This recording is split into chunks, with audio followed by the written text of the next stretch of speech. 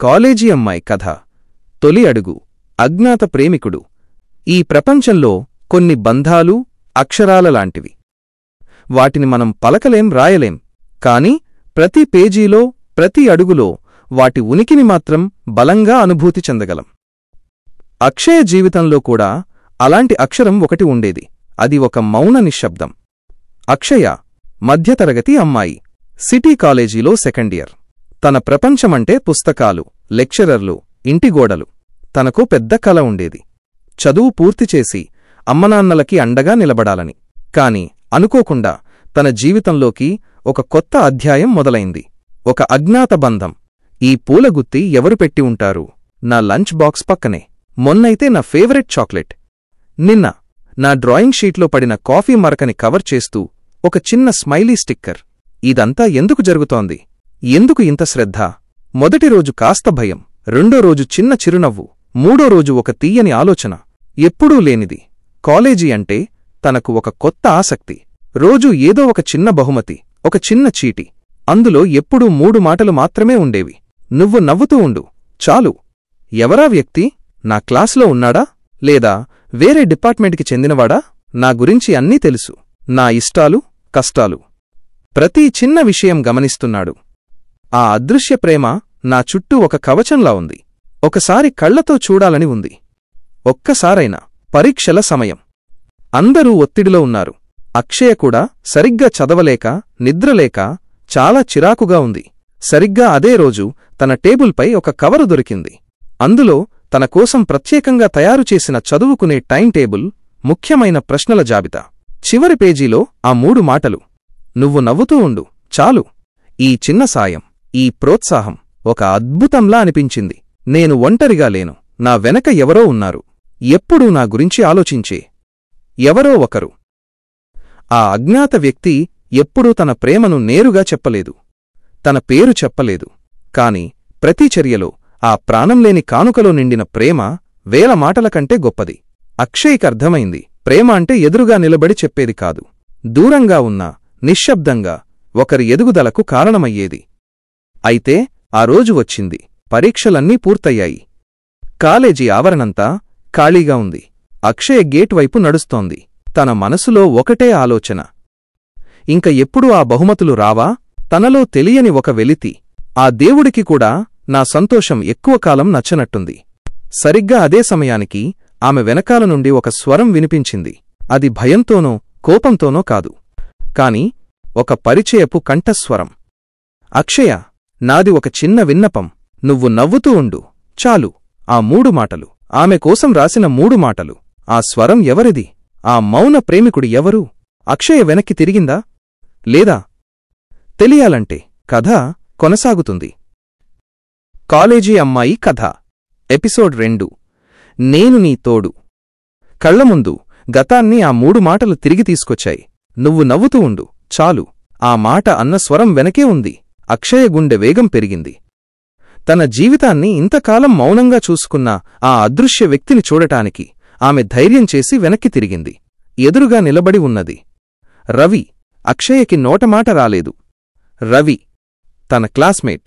అస్సలు ఎవరితోనూ మాట్లాడడు.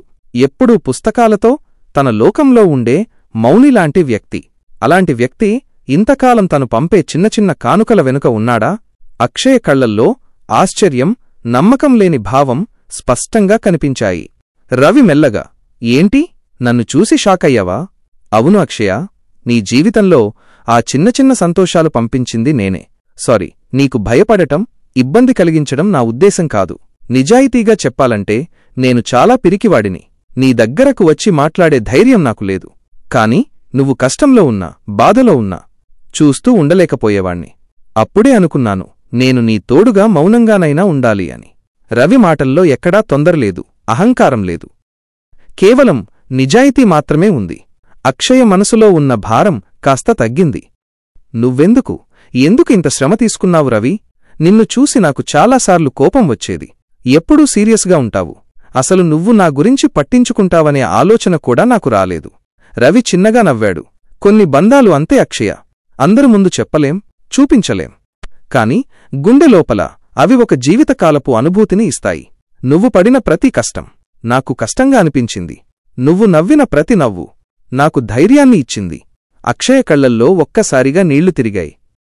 ఆ మౌనం వెనుక ఎంతటి ప్రేమ ఉందో ఇప్పుడర్థమైంది. ప్రపంచం మొత్తం తనని ఒంటరిని చేసింది అనుకున్నప్పుడు ఈ అజ్ఞాత ప్రేమికుడు తనకోసం ఒక కవచాన్ని సృష్టించాడు. అక్షయ మెల్లగా, ఎంత గొప్ప ప్రేమికుడివి రవి. నీకు నాపై అంత ఇష్టముంటే ఎప్పుడూ ఎందుకు చెప్పలేదు? ఎందుకు ఇంతకాలం దాగాల్సిన అవసరం వచ్చింది?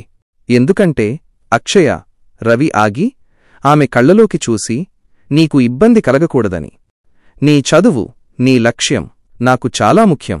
నేను ఎప్పుడూ నీకు భారం కావాలనుకోలేదు. కేవలం నీ ఎదుగుదలకు కారణమవ్వాలనుకున్నాను.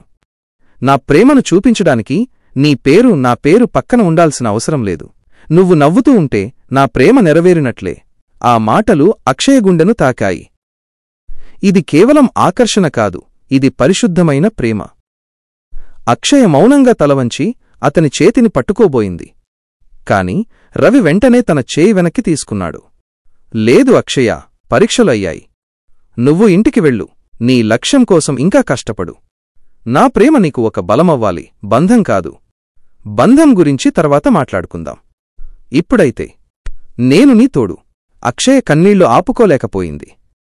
ఈ మాటలు తనకోసం ఈ ప్రపంచంలో ఎవరో ఒకరు ఉన్నారనే భావన. ఆ రోజు అక్షయ మనసు తేలికైంది. కాలేజీ గేటు దాటి వెళుతున్న ఆమె వెనుక రవి మౌనంగా నిలబడి ఉన్నాడు. వారి ప్రయాణం మొదలైంది. కాని ఈ ప్రేమ ప్రయాణానికి ఎన్ని మలుపులు ఉన్నాయి? ఈ నిశ్శబ్ద బంధాన్ని అక్షయ కుటుంబం అంగీకరిస్తుందా?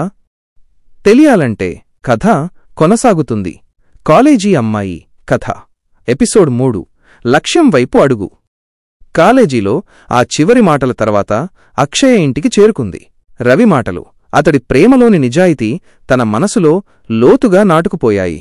రవి తన ప్రేమను భారం చేయలేదు, తన లక్ష్యానికి బలహీనతగా మార్చలేదు. ఆ రోజునుండి అక్షయ చదువు పట్ల మరింత ఏకాగ్రత పెరిగింది. తన జీవితంలోకి ఒక మంచి స్నేహితుడు, మౌన ప్రేమికుడు వచ్చాడు అన్న ధైర్యం ఆమె కళ్లల్లో కనిపించింది. పరీక్షా ఫలితాలు వచ్చాయి. అక్షయ కాలేజీ టాపర్. ఆమె ఆనందం ఆకాశాన్ని తాకింది. కాని తన ఆనందాన్ని పంచుకోవడానికి ముందుగా రవికి ఫోన్ చేయాలని అనిపించింది. మొబైల్ తీసుకుని నంబర్ నొక్కబోతుండగా టేబుల్పై ఒక కొత్త కవరు కనిపించింది. అందులో ఒక చిన్న కానుక, అక్షయ పేరు చెక్కిన పెన్ను. దాని కింద అదే 3 మాటలు, నువ్వు నవ్వుతూ ఉండు చాలు. దాంతోపాటు ఒక చిన్న చీటీ. ఆ చీటీలో రాసి ఉంది, నేను నీ సంతోషాన్ని దూరం నుంచి చూస్తున్నాను అక్షయ. నాకు తెలుసు నువ్వు టాపర్ అవుతావని. నిన్ను ఫోన్ చేసి మాట్లాడి పక్కదారి పట్టించడం నాకు ఇష్టం లేదు. నీ జీవిత లక్ష్యం, నీ ఉద్యోగం, నువ్వు ఆ కలను సాధించే వరకు మన బంధం గురించి మాట్లాడొద్దు. ఈ పెన్ ఎప్పుడూ నీకు విజయాన్ని గుర్తుచేయాలి. ఆల్ ది బెస్ట్, నీ మౌనతోడు. అక్షయ కళ్ళు మళ్లీ ఆనంద భాష్పాలతో నిండాయి. రవి తనని ఎంత బాగా అర్థం చేసుకున్నాడో గ్రహించి ఆమె మనసు ఉప్పొంగింది. డిగ్రీ పూర్తయింది. అక్షయ జాబ్ కోసం ప్రయత్నాలు మొదలుపెట్టింది. ఇంటర్వ్యూలకు వెళ్లడం, తిరస్కరణలను ఎదుర్కోవడం, నిరాశ చెందడం, ఇదంతా ఆమె దినచర్యగా మారింది. ప్రతిసారి నిరాశ చెందినప్పుడు ఇంటికి తిరిగి వచ్చి డోర్ తెరిచి చూస్తే కింద ఒక చిన్న స్వీట్ ప్యాకెట్ లేదా ఒక మోటివేషనల్ బుక్లెట్ ఉండేది.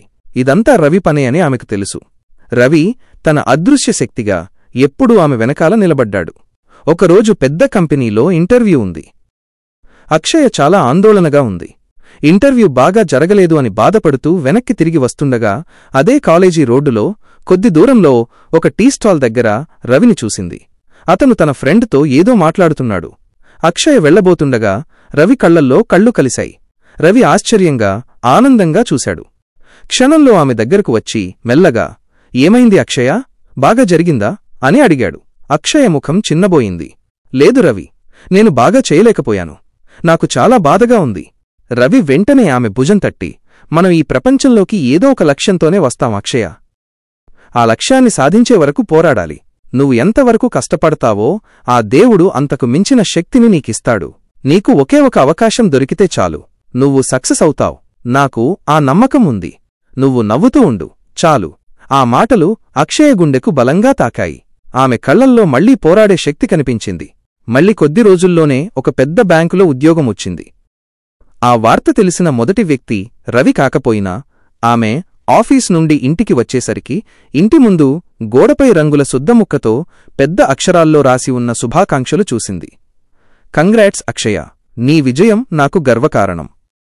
దాని కింద -R అనే అక్షరం. అక్షయకి ప్రపంచంలోనే అత్యంత విలువైన కానుకది. ఆమె కళ్ళు చెమ్మగిల్లాయి.